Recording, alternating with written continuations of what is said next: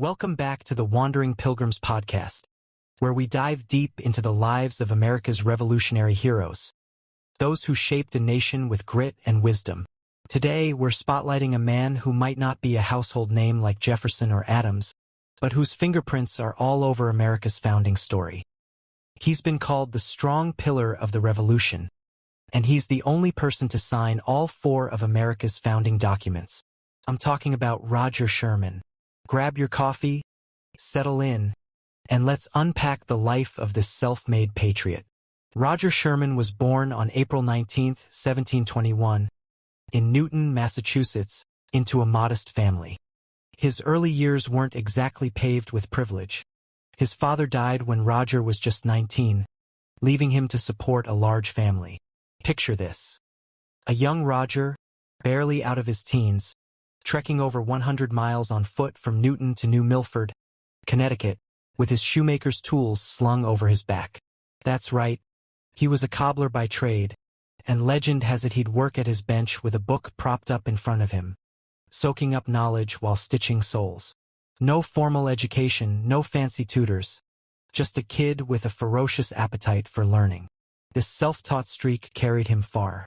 He devoured books on theology, politics, law, even mathematics, enough to calculate an almanac published in New York by age 27. That knack for numbers landed him a job as a county surveyor in 1745, which helped him fund his younger brother's educations. They'd go on to become clergymen. From cobbler's bench to surveyor's charts, Roger was already proving he could build his own ladder to success. Now let's talk about his climb through the ranks. By 1754, Roger had borrowed enough law books and studied them hard enough to be admitted to the bar. No law school, no mentor, just sheer determination. He quickly became a legal heavyweight in Connecticut, serving as a judge on the Court of Common Pleas in Litchfield and later New Haven counties. By 1766, he was juggling three major roles at once: member of the Governor's Council, judge of Connecticut's Superior Court, and treasurer of Yale College, where he'd later earn an honorary degree. Imagine that, a self-educated shoemaker managing Yale's finances. But Roger wasn't just a local star. In 1774, he stepped onto the national stage as a delegate to the Continental Congress. Some of the wig-wearing elites snickered at first. Here was this guy with short brown hair, no powdered wig, a thick New England accent, and hands waving like he was still hammering leather. But when he opened his mouth, pure wisdom. Thomas Jefferson later said of him, he was a very able and logical debater, steady in the principles of the Revolution, always at the post of duty. High praise from the man who'd penned the Declaration of Independence, a document Roger helped draft and signed at age 55.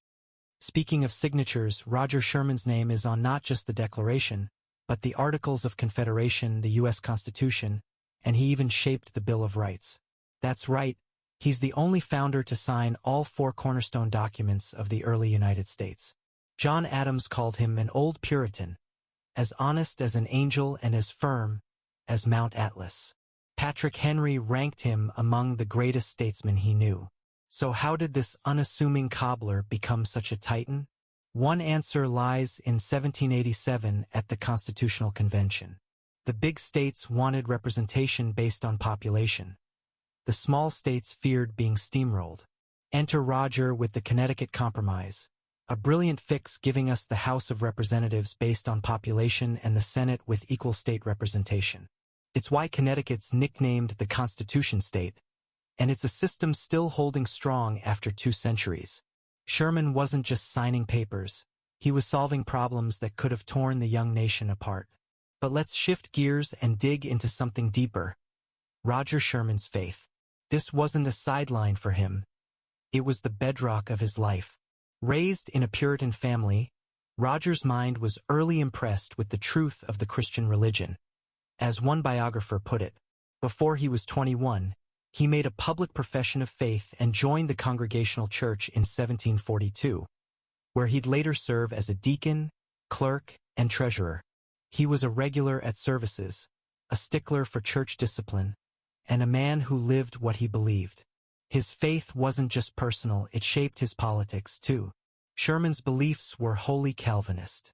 In 1788, he handwrote a creed for his Whitehaven Congregational Church in New Haven, saying, "I believe that there is one only living and true God, existing in three persons, the Father, the Son, and the Holy Ghost, that the scriptures of the Old and New Testaments are a revelation from God, and that at the end of this world there will be a resurrection of the dead and a final judgment." This wasn't lip service. He bought a Bible at the start of every congressional session, read it daily, and gave it to one of his 15 kids when he got home. Yep, 15 kids, 7 with his first wife, Elizabeth Hartwell, and 8 with his second, Rebecca Prescott. Now, here's where it gets interesting. Roger's connection to Jonathan Edwards, one of America's most famous theologians. Edwards, a key figure in the Great Awakening, preached fiery sermons like "Sinners in the Hands of an Angry God," and pushed for a church of truly converted believers. Roger's pastor in New Haven was Jonathan Edwards Jr., the son of the famous preacher, and Sherman stuck by him even when most of the congregation bailed over theological disputes. But the elder Edwards had a direct tie to Sherman, too. In a biography, Edwards Sr. wrote of Roger, "As an avowed professor of religion, he did not hesitate to appear openly in its defense and maintain the peculiar doctrines of grace. He was exemplary in attending all the institutions of the gospel, in the practice of virtue in general, and in showing himself friendly to all good men." That's a glowing review from a man who didn't hand out praise lightly. Sherman's Calvinism mirrored Edwards' teachings and fueled his steady principled stand through the Revolution. Whether debating in Congress or worshiping on Sundays, Roger lived his faith with the same grit he brought to everything else. So what's the takeaway from Roger Sherman? He died on July 23, 1793, at 72, leaving a legacy as a lawyer, judge, mayor of New Haven, U.S. representative, and senator. But beyond the titles, he was a guy who proved you don't need a fancy education or a silver spoon to change history. As one writer put it, "Man is the architect of his own fortune," and Roger built his from the ground up, with a cobbler's hammer in one hand and a Bible in the other. John Adams said it best. Sherman was as firm in American independence as Mount Atlas.